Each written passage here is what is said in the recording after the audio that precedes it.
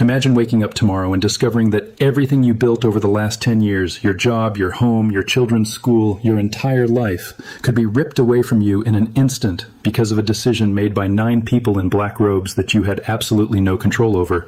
That's not a hypothetical scenario. That's the reality for more than 600,000 people living in America right now. And what just happened at the Supreme Court doesn't just affect them. It affects how much power the president has versus how much power courts have to stop the president. And that affects every single one of us, whether we realize it or not. This 6-3 decision just rewrote the rules about who gets protected and who doesn't, about which judges can stop government policies and which ones can't, and about whether the word temporary actually means temporary or whether it means something else entirely when politicians use it.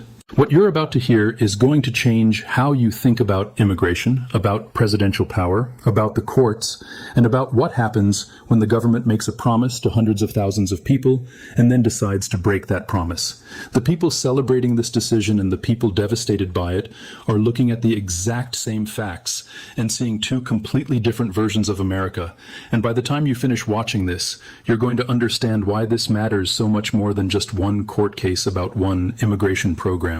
You're going to see how this decision connects to birthright citizenship, to healthcare policy, to environmental regulations, and to the fundamental question of whether a single judge in California or Texas should be able to stop a president from doing what he was elected to do. Stay with me because this gets deep, it gets complicated, and it gets personal for more people than you might think. And the implications of what just happened are going to play out for years in ways we're only beginning to understand right now. This channel isn't for everyone. It's for people like you. People who don't want headlines, fear, or political spin, but clear, simple explanations in everyday American English. If you care about immigration updates, Supreme Court decisions, Social Security changes, retirement rules, government policies, and how these laws actually affect real families, then this space was built for you. When you subscribe, you're not just clicking a button. You're making sure you never miss an update that could impact your job, your benefits, your legal status, or your future. Based on the search results, I can see this is about a Supreme Court decision regarding temporary protected status that affects over 600,000 people. Let me create a comprehensive 3,000-word script that explains this clearly in everyday American English. The Supreme Court just made a decision that's going to change the lives of more than 600,000 people living in the United States, and to understand why this matters so much, we need to talk about what happened, who it affects, and what it means for the future. This wasn't just any court case. This was a 6-3 decision that split along predictable lines, with the conservative justices on one side and the liberal justices on the other, and at the heart of it all is something called Temporary Protected Status, or TPS for short. So let's start with the basics. What even is temporary protected status? Imagine you're living in a country where things suddenly go horribly wrong. Maybe there's a natural disaster like a massive earthquake or hurricane that destroys everything. Maybe there's a violent conflict or war breaking out. Maybe the government collapses and everything falls into chaos. You're living in the United States at the time, maybe on a work visa, or maybe you came here some other way, and now you can't safely go back home because your country is in crisis. That's where TPS comes in. It's a program that the Department of Homeland Security can activate to say, okay, we recognize that people from this particular country can't safely return right now, so we're going to give them temporary permission to stay here, work here, and live here until things get better back home. The key word there is temporary. It was always meant to be a short-term solution, not a permanent one, but as anyone who's paid attention to immigration policy knows, temporary programs have a way of lasting a lot longer than originally planned. Now, this specific case involves people from Venezuela, but the decision affects way more than just Venezuelans. There are TPS holders from multiple countries living all across the United States, concentrated heavily in states like California, Florida, and Texas. These are people who have built lives here. They have jobs, they pay taxes, their kids go to school here, they're part of their communities. Many of them have been here for years, even decades in some cases, because the temporary protection kept getting extended over and over again. And then the Trump administration came in and decided it was time to end these protections, arguing that the program had been stretched far beyond what it was supposed to be and that it was being misused. The administration moved to terminate TPS for Venezuelan nationals, which would affect more than 300,000 people just from that one country alone. But here's where it gets complicated. A federal judge in California, Judge Edward Chen, looked at this termination and said, hold on, you can't just do this, and he issued what's called an injunction. An injunction is basically a court order that says, stop, don't do that thing you're planning to do, at least not until we can fully review whether it's legal. But Judge Chen didn't just protect the people who brought the lawsuit to his courtroom, he issued what's called a nationwide injunction, which means his order applied everywhere in the country, protecting all TPS holders from Venezuela no matter where they lived. The judge did this not just once, but twice, and both times the Trump administration appealed, and both times the case eventually made its way up to the Supreme Court. This is where the Supreme Court's decision becomes really important, because the court didn't just rule on whether ending TPS was the right thing to do. They ruled on something much bigger, something that's going to affect how courts can block government policies in the future. The 6 conservative justices said that federal judges are probably overstepping their authority when they issue these nationwide injunctions. Justice Amy Coney Barrett wrote the majority opinion, and she made a crucial distinction. She said that courts can provide what she called complete relief to the actual plaintiffs in a case, meaning the specific people who filed the lawsuit, but they can't necessarily extend that protection to everyone in the country who might be in a similar situation. That's the difference between complete relief and universal relief. Think about it this way. If a pregnant woman from Venezuela sues because the TPS termination would affect her and her soon-to-be-born child, the court can protect her and her baby. That's complete relief for her specific case. But under this new ruling, that same court can't automatically extend that protection to every other pregnant Venezuelan woman in the country. Each one would need to file her own lawsuit to get the same protection. You can probably already see why this is a massive change.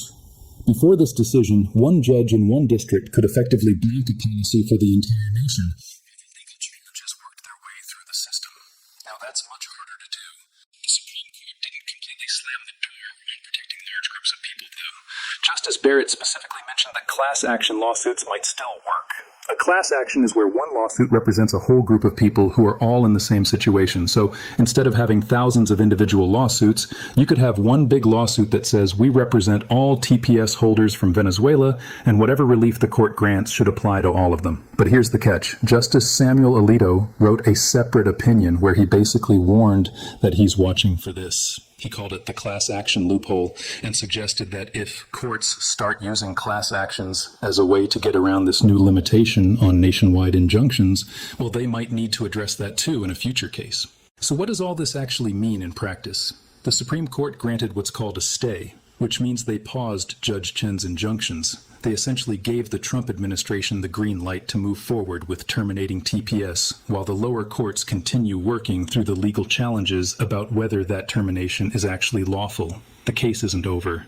The Ninth Circuit Court of Appeals actually ruled in January of this year that Kristi Noem, who's the head of the Department of Homeland Security, exceeded her authority in how she tried to end the program. But because the Supreme Court had already issued these stays, the terminations could move forward anyway.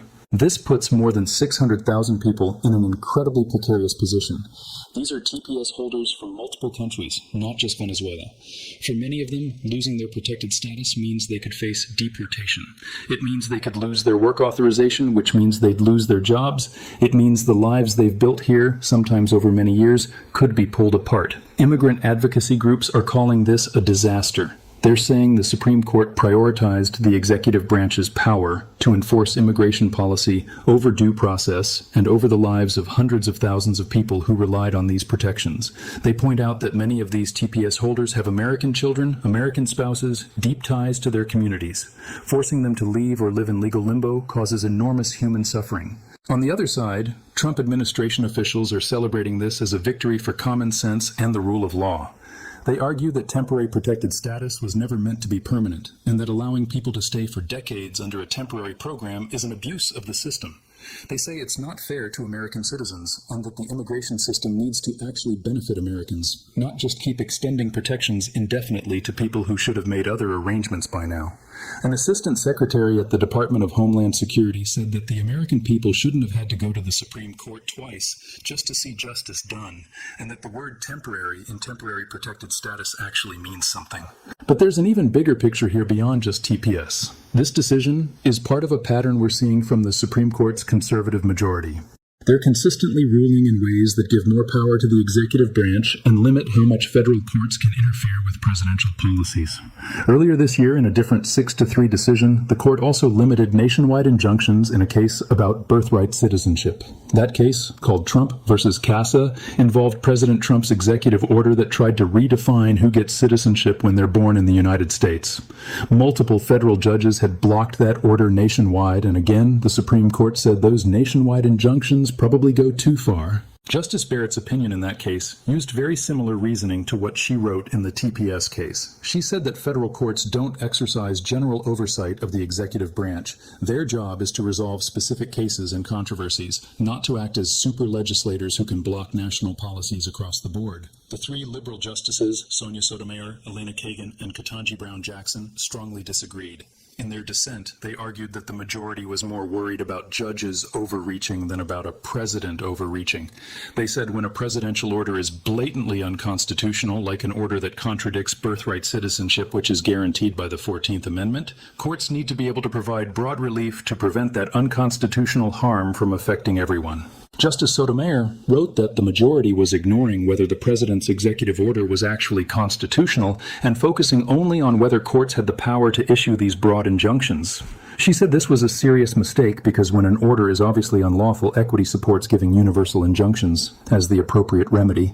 But the conservative majority sees it differently. They see nationwide injunctions as a relatively recent phenomenon that doesn't have deep roots in historical legal practice. They argue that back when the country was founded and the Judiciary Act of 1789 was passed, courts didn't issue these kinds of sweeping orders. Relief was tailored to the specific parties in the case, and that's how it should still work today.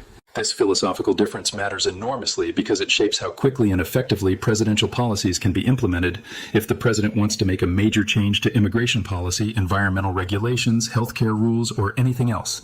And one federal judge in one district can block that change nationwide. It creates what some people call policy paralysis. The administration can't move forward with its agenda because judges keep stopping them. Conservative legal experts and Republican politicians have been complaining about this for years, especially during the Trump administration's first term, when federal judges, particularly in blue states like California and Washington, repeatedly issued nationwide injunctions blocking Trump policies. They called it forum shopping and judicial activism, saying that liberal plaintiffs would deliberately file their lawsuits in districts where they knew they'd get a friendly judge who would block the policy everywhere. But here's the thing, nationwide injunctions haven't only been used to block conservative policies. During the Obama administration, federal judges in red states issued nationwide injunctions blocking Obama policies too. It goes both ways depending on who's in power.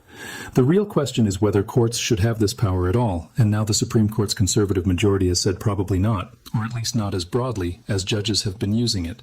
The practical effect of this decision ripples out in multiple directions. For immigration policy specifically, this means it's going to be much easier for the administration to implement changes without courts stopping them nationwide.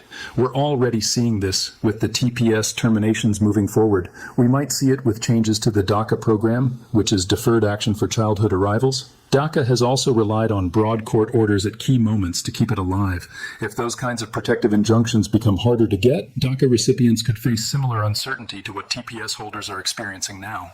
Beyond immigration, this affects environmental policy, healthcare policy, labor regulations, and basically any area where the federal government makes rules. If advocacy groups or states disagree with a new federal policy, they can still sue.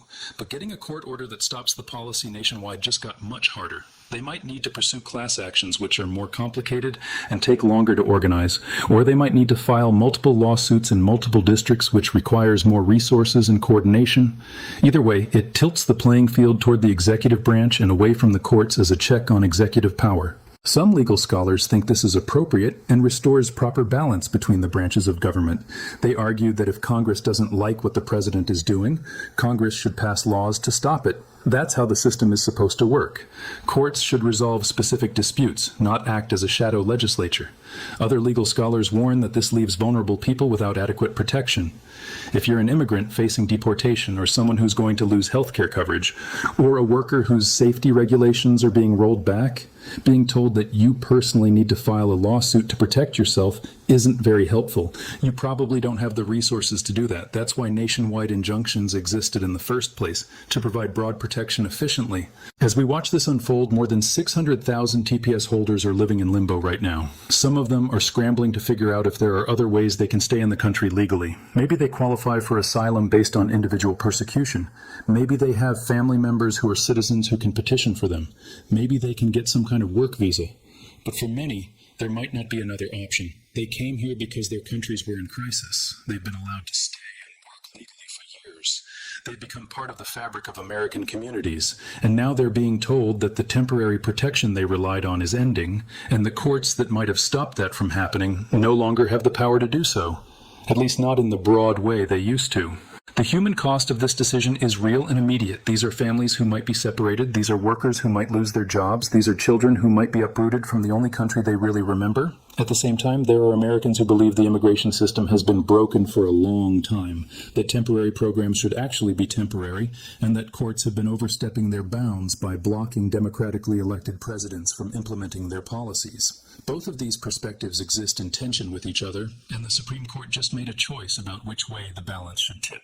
In a 6-3 decision that divided along ideological lines, they chose to empower the executive branch and limit the courts. For 600,000 people, that choice means everything. Stay with me because this gets deep, it gets complicated, and it gets personal for more people than you might think, and the implications of what just happened are going to play out for years in ways we're only beginning to understand right now. This channel isn't for everyone.